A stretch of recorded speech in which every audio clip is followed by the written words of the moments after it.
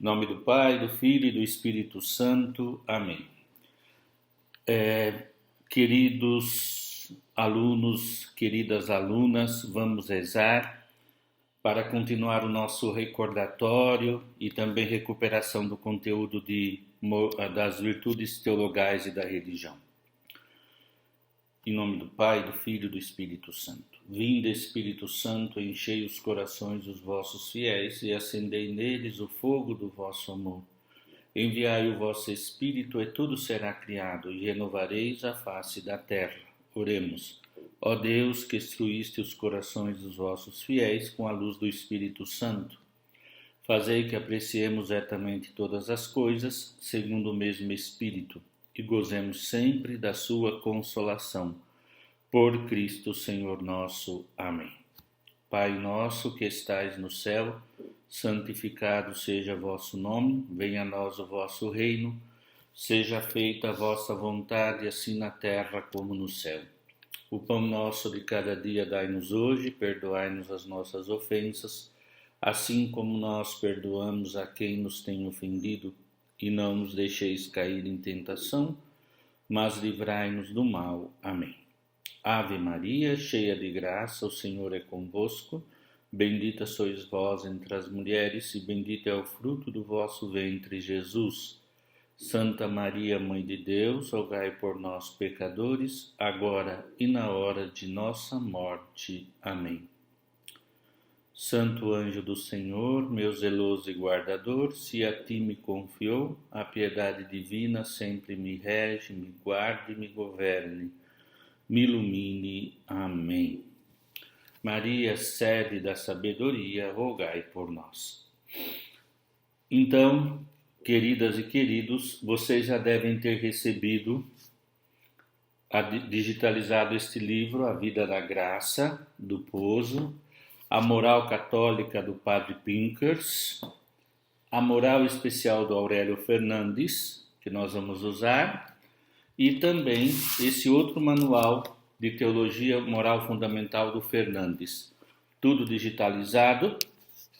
Hoje eu pretendo começar a falar das virtudes teologais, mas antes de pegar o livro aqui, do Moral Especial, vamos falar um pouquinho sobre as virtudes que está no Moral Fundamental, alguns conceitos para recapitular.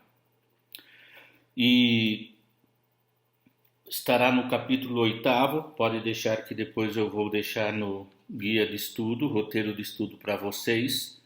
Como eu disse, vou gravando aulas de no máximo 40 minutos com guia de estudo, assim vamos tendo tempo para trabalhar o que temos ouvido.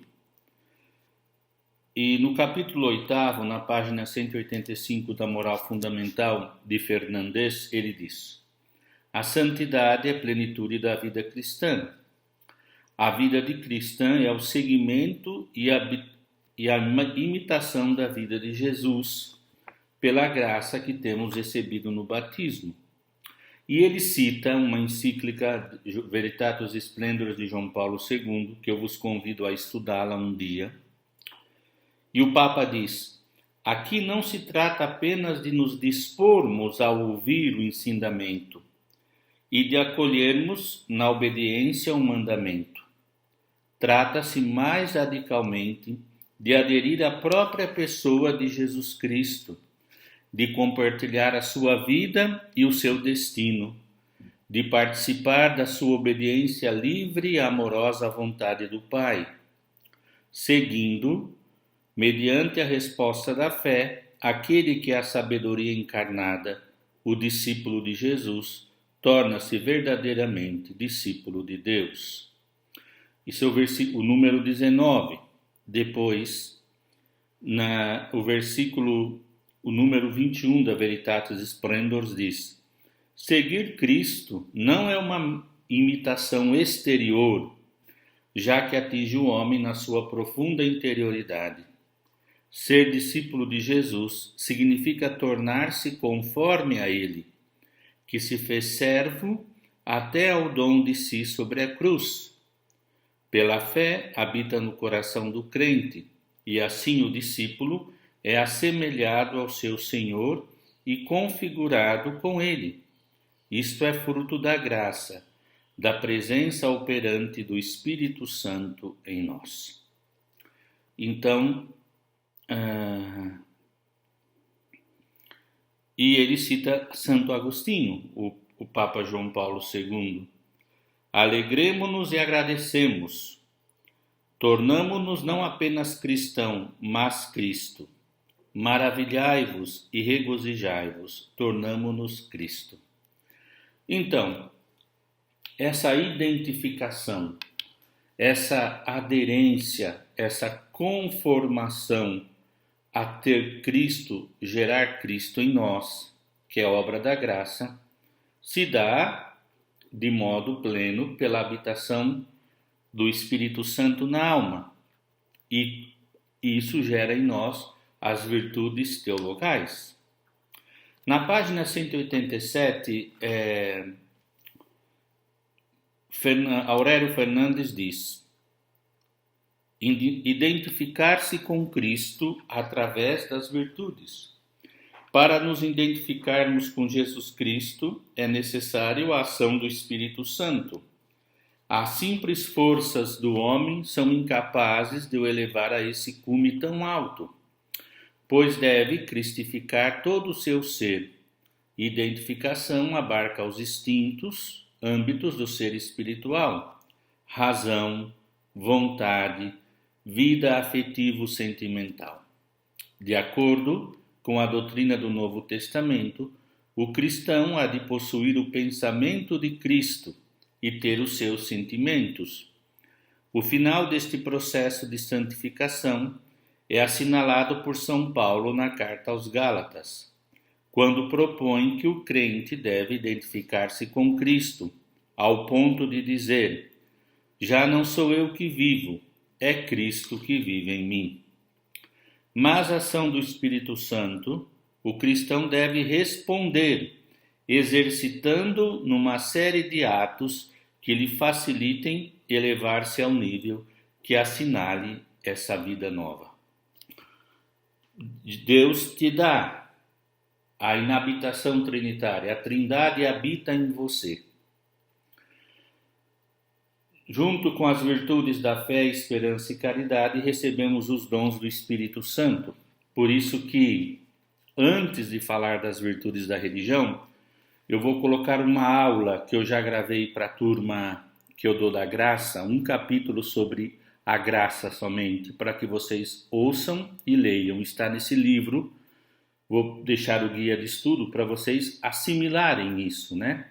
A graça e como nós podemos colaborar com essa graça. Ou seja, devemos cooperar a ação do Espírito Santo. Por isso é necessário uma atitude de longa e continuada luta ascética, ascender para crescer. E diz assim, lá no final da página 188, ou seja, a cooperação humana na ação do Espírito Santo há de ser habitual. Hábito. O que é um hábito? É uma coisa que eu faço sempre. Por exemplo, vou dar um exemplo bobinho. Toda manhã me levanto e tomo banho.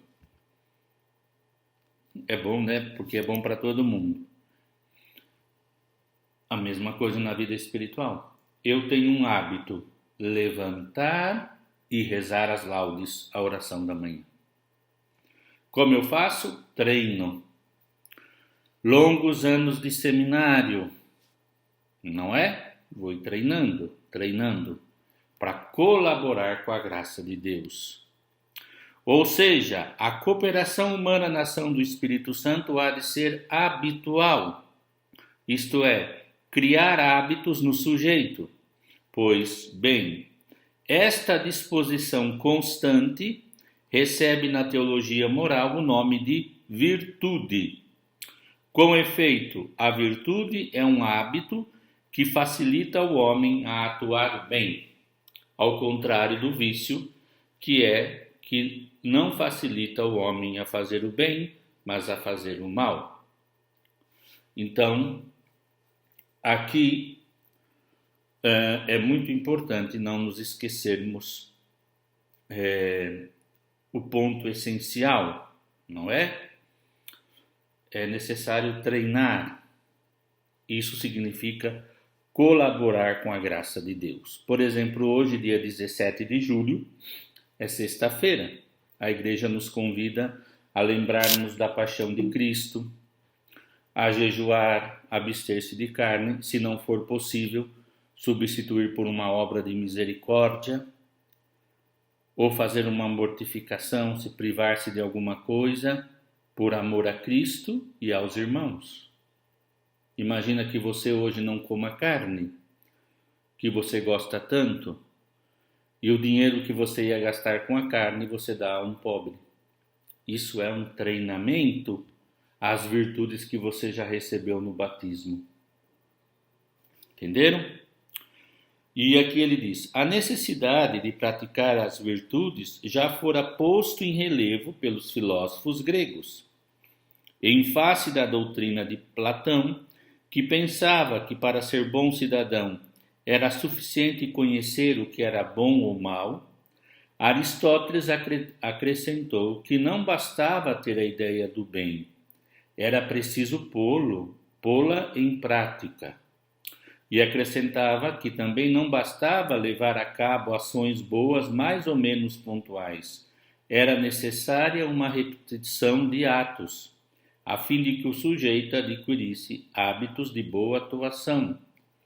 Tese que exemplificou com esta afirmação famosa: uma andorinha não faz o verão. Vocês sabiam que essa frase é de Aristóteles? Não é só daquela música do trio Parada Dura? As andorinhas voltaram e eu também voltei. Não, essa frase não é deles, é de Aristóteles. Uma andorinha não faz o verão. Um só ato bom não te faz ser virtuoso, mas sim repeti-lo, fazê-lo e sair isso espontaneamente, quando aquilo já vai sendo facilitado. Por isso que é necessário a sese, luta. Sese quer dizer subir por degraus. E ele termina aqui, e eu acho muito lindo, na página 189 do livro do Aurélio sobre moral fundamental. Pois bem, quando Tomás de Aquino estruturou o tratado da teologia da moral, seguiu o modelo das virtudes traçado por Aristóteles.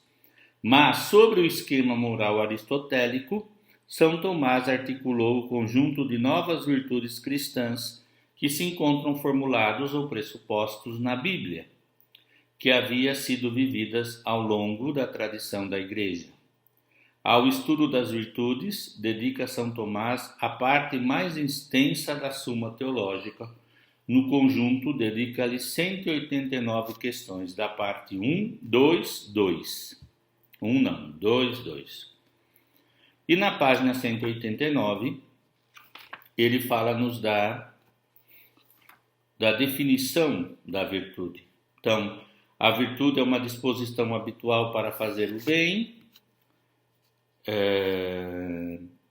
Elas são importantes, como diz o Catecismo 1803, diz: a virtude permite à pessoa não somente a praticar atos bons, mas dar o melhor de si mesmo. A pessoa virtuosa tende para o bem com todas as suas forças sensíveis e espirituais. Procura o bem e opta por ele em atos concretos. E aqui exemplificou a importância da virtude e penso que está bem assim, porque vocês devem já ter estudado nos outros cursos de Moral Fundamental 1 e 2, temas concernentes. Depois, a divisão da virtude, né? As virtudes naturais ou adquiridas, as chamadas virtudes humanas, são aquelas que está na página 195, se querem acompanhar. Virtudes naturais ou adquiridas, também chamadas virtudes humanas, são aquelas que são intelectuais, como a ciência, a sabedoria, a arte e morais, nas quais se integram estas 4 virtudes clássicas: prudência, justiça, fortaleza e temperança, também chamada de virtudes cardeais. Virtudes cardos significa dobradiça de uma porta. Para viver e para entrar e sair no mistério do movimento da vida, é necessário as virtudes cardeais. Depois, as virtudes sobrenaturais. Denominam-se também infusas, na medida em que não são adquiridas através do esforço humano, mas são dadas por Deus. São chamadas as virtudes teologais: fé, esperança e caridade. A essas 3 virtudes é necessário acrescentar os dons do Espírito Santo, infundidos também por Deus na alma do justo. Lembram-se que quando nós estudamos, pelo menos quem estudou comigo, Padre Pinkers estudava muito bem isso, né?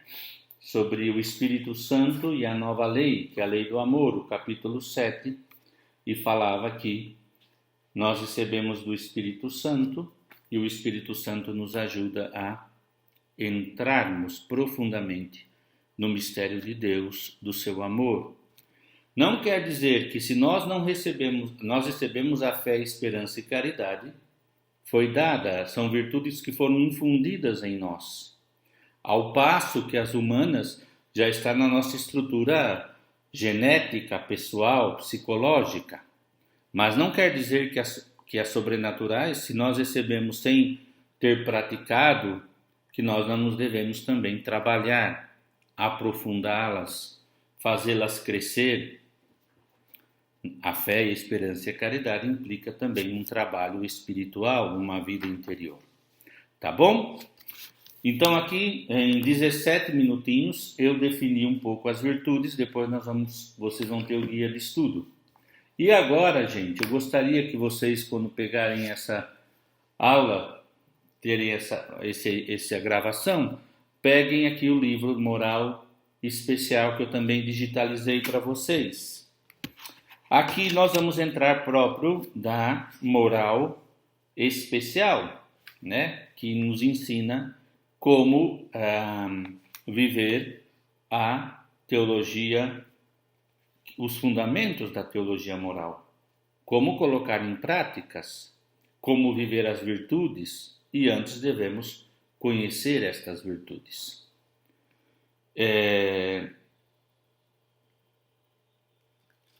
Ele, no capítulo 2, o primeiro mandamento, amarás o Senhor teu Deus e servi-lo-ás, faz uma explicação sobre esse tema, mas aqui me importa agora, porque nós já temos visto também a síntese que eu pedi para vocês verem no catecismo, né?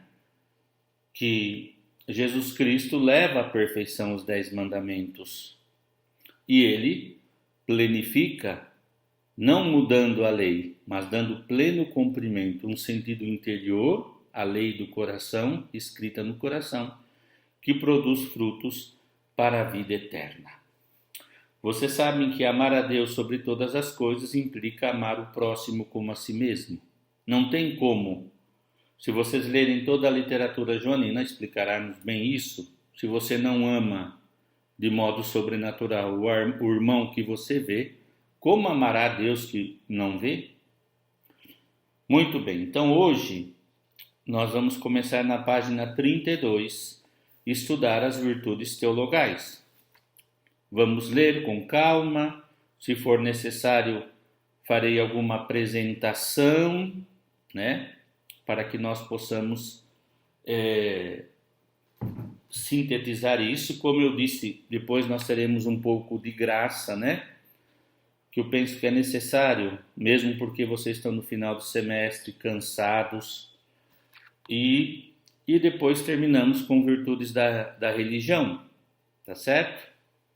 Eu espero que vocês tenham ido ao Moodle, à plataforma da FATEL, e visto o que eu pedi, que vai ser trabalho em setembro, todas as coisas que eu achava necessário ponderar. Se não, falem comigo, né?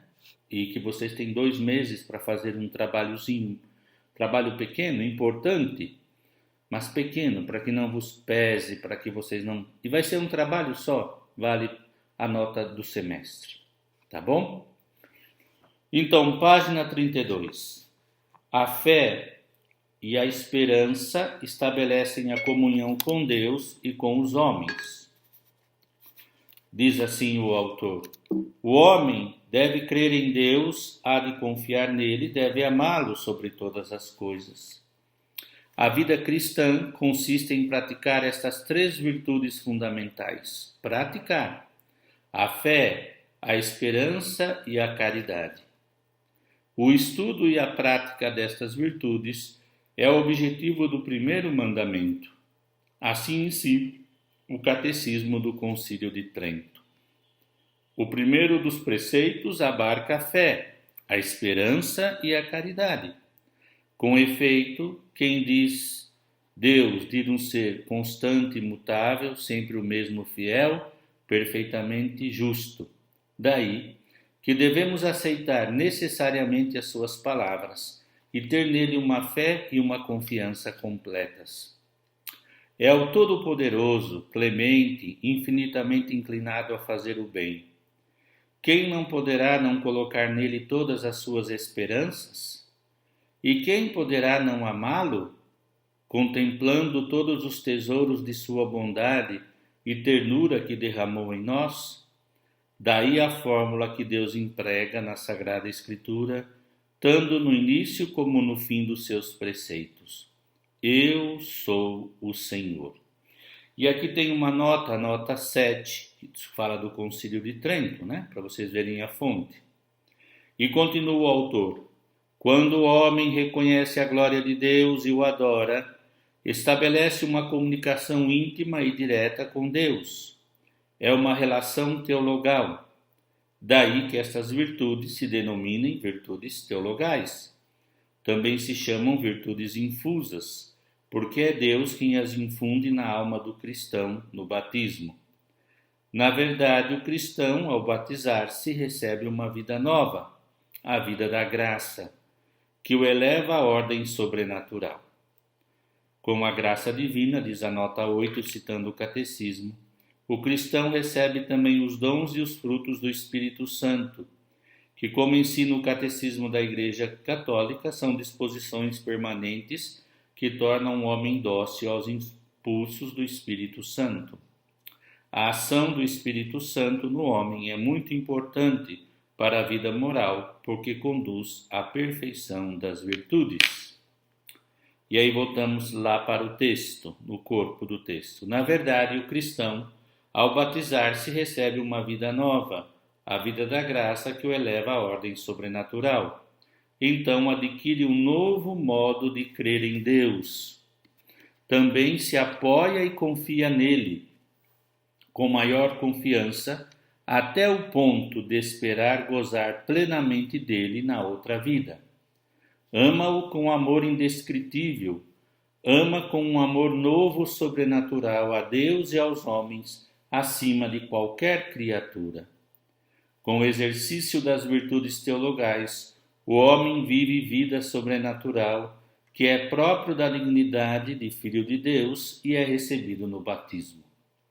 O cristão, que pratica as virtudes teologais, possui relações especiais com Deus e, ao mesmo tempo, vive de um modo radicalmente novo o seu compromisso com os homens, pois reconhece neles seus irmãos, aos quais se sente unido pela fé comum, pela esperança que os une e, sobretudo, pelo amor cristão que o faz descobrir a fraternidade universal com os outros homens, filhos do mesmo Pai e irmãos entre si. Como consequência, a vida teologal, vida de fé, de esperança e caridade do cristão, estabelece novas relações com Deus e origina um modo novo de convivência humana. As 3 virtudes teologais criam uma especial comunhão com Deus e com o próximo. Então, gera comunhão, certo? Entre Deus e o próximo. E agora vamos começar na página 34 sobre a fé.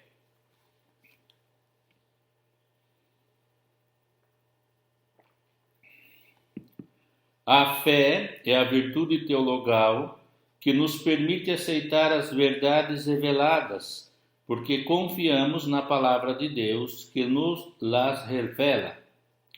Crer é o ato da inteligência que presta o seu assentimento à verdade divina, por determinação da vontade, movida pela graça de Deus.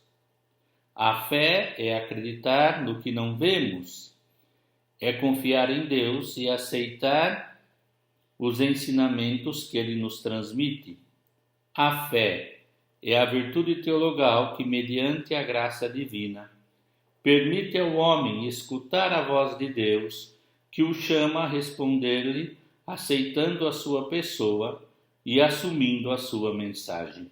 Olha só, escutar a voz de Deus, por isso que não é submissão, servil de escravo, mas é conversa, diálogo, por isso que se chama obediência, que vem de audire, auditivo, não?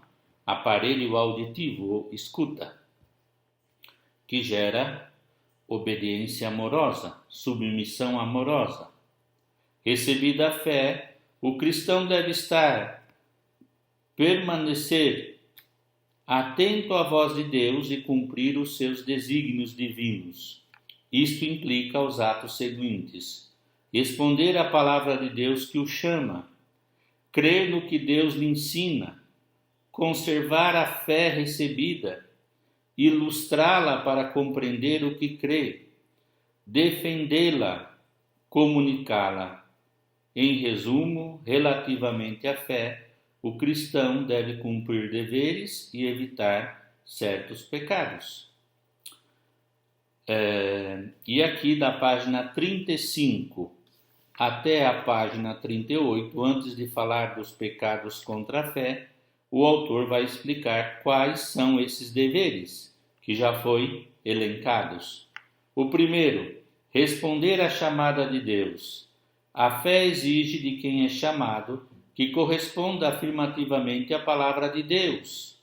A fé possui um aspecto dialógico, trata-se de um diálogo entre Deus e o homem. A resposta do homem é livre. Deus nunca se impõe nem força a liberdade para que lhe responda afirmativamente. Por isso a fé é um ato livre da pessoa. Mas se o homem não responde, não é possível a fé, porque se quebra o diálogo que Deus iniciou com ele.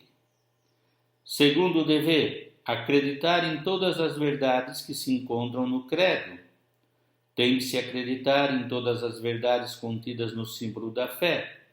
Por outro lado, o Código de Direito Canônico formula o seguinte critério para classificar as verdades cristãs. Quais são os critérios, né? Há uma hierarquia de verdades que são mais importantes que outras. Então vamos lá. Página 35, último parágrafo. Deve crer-se com fé divina e católica tudo o que se contém na palavra de Deus, escrita ou transmitida por tradição, ou seja, no único depósito da fé confiado à Igreja, quando ao mesmo tempo é proposto como divinamente revelado, quer pelo magistério solene da Igreja, quer pelo seu magistério ordinário universal, isto é, o que se manifesta na adesão comum dos fiéis sobre a condução do sagrado magistério. Por conseguinte, todos têm obrigação de evitar quaisquer doutrinas contrárias. Então, primeiro, o essencial são as verdades contidas no credo, resumidas, né? Creio em Deus, Pai Todo-Poderoso, na vida eterna. Amém. Antes de mais nada, a fé é uma adesão pessoal de Deus a Deus.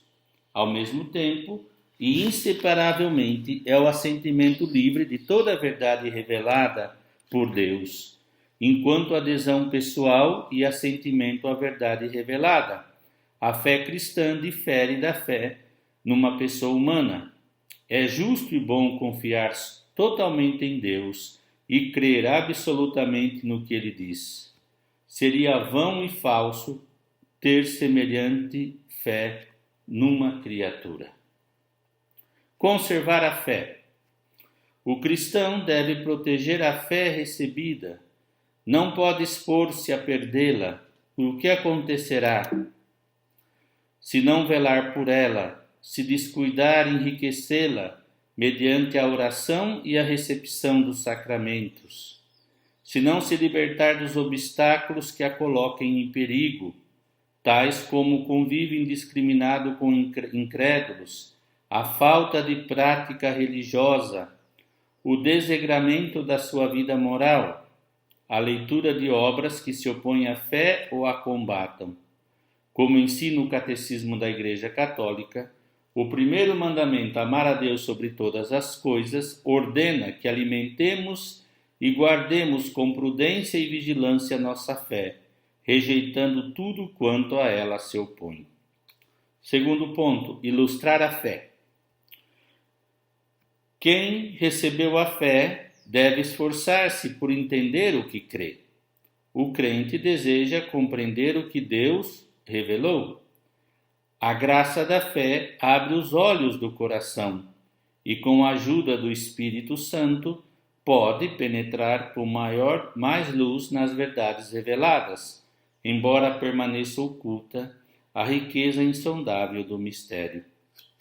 Os clássicos afirmavam: a fé que não é pensada não é verdadeira fé. A fé, eu recebi o dom da fé, eu creio, mas eu procuro estudar, compreender melhor, para que a minha fé seja mais plena, porque nós somos seres pensantes. Continua, página 37. Na verdade, o homem e a mulher, ao crer, não podem renunciar à sua razão. Caso contrário, cairiam na heresia do fideísmo. O que é o fideísmo? A nota explica. É o erro dos que querem retirar da fé qualquer apoio racional. Creem só porque sim, já que dizem, deve-se crer, mas sem parar a raciocinar nas verdades em que crê. Isso é o fideísmo. Também poderia acabar no fundamentalismo ou fanatismo religioso, o qual deriva da fé não plenamente entendida. Do mesmo modo, a fé não ilustrada, não estudada, termina no sentimentalismo. Finalmente, quem não possui uma ilustração adequada das verdades em que acredita e de que vive, não é capaz de a expor e defender, ao mesmo tempo que se expõe a perdê-la quando surgirem dúvidas ou outros impugnarem a fé que professa. Depois, defender a fé. O crente tem a obrigação não só de expor a fé, mas também de a defender. Os direitos de Deus estão confiados aos seus seguidores, de tal forma que quando surgem os erros ou as heresias, devem esforçar-se por expor corretamente as verdades cristãs e denunciar os erros na sua interpretação. A defesa da fé torna-se mais urgente quando aparecem movimentos ideológicos que a combatem. O mesmo acontece quando a profissão da fé, da própria fé, se vê ameaçada, porque alguns pretendem impedir que a fé se viva livremente na convivência social. E além de defender, o autor cita, deve-se comunicar a fé. Lembram, quando nós estudamos teologia fundamental? Dar razão da nossa esperança, baseada na carta de Pedro. Deus revelou-se a todos os homens e quer que todos se salvem e cheguem ao conhecimento da verdade. Por isso, o cristão não se pode contentar em crer e ilustrar a própria fé, nem sequer apenas defendê-la, mas há de comunicá-la e anunciá-la aos outros. Jesus, antes da sua ascensão, ao despedir-se dos seus apóstolos, deu-lhes este encargo: ide por todo o mundo, pregai o evangelho a toda criatura. Quem crer e for batizado será salvo, mas quem não crer será condenado. Eles, tendo partido, pregaram por toda parte, cooperando com eles o Senhor e confirmando a palavra com os milagres que a acompanhavam. Olha que lindo, né? Gente, é muito profundo isto. Por isso que é gostoso ler de novo, né? Os deveres da fé, que na verdade são dom do amor de Deus por nós, a fazer crescer. Na página 38, para terminar esta aula de agora, de hoje, pecados contra a fé. Quem não cumpre alguma dessas obrigações, quais são as obrigações, gente? Responder à chamada de Deus, acreditar em todas as verdades que se encontram no credo, conservar a fé, ilustrar a fé, defendê-la e comunicá-la, peca, tal como exige o cumprimento do primeiro mandamento. Aqui cumprir não é uma coisa externa moralista, hein? É uma configuração da graça de Deus, que nos permite, não nas nossas forças, mas com a nossa colaboração, a amar a Deus sobre todas as coisas. Quais são os pecados mais comuns contra a fé? Dúvida. Admitir livre e deliberadamente alguma dúvida contra a fé. A dúvida pode ser voluntária e involuntária, conforme se aceite e adote, ou pelo contrário, apenas se vacile, esforçando-se por vencê-la. Como é lógico, só é pecado a dúvida voluntária. Aquele fala: eu não aceito isso, essa verdade de fé. Mas por quê? Porque eu não aceito. Porque eu acho, né? Essa palavra acho já é importante, né? Em italiano a gente diz: se non è vero, è ben trovato. Quer dizer, se isso não é verdade, esse argumento que eu estou falando foi bem achado, foi bem colocado ali. Não. A fé, a dúvida, ela é pecado quando a pessoa não procura estabelecer um critério, argumentar Deus e já tem aquele preconceito, né? Sem entender a beleza de procurar conhecer. Incredulidade é o menosprezo da verdade revelada. Também se peca por incredulidade se não se presta o devido assentimento à revelação de Deus. Heresia. Herege é quem professa um erro contra a fé de modo pertinaz e depois de ser advertido pela hierarquia de que tal opinião é contrária à fé revelada.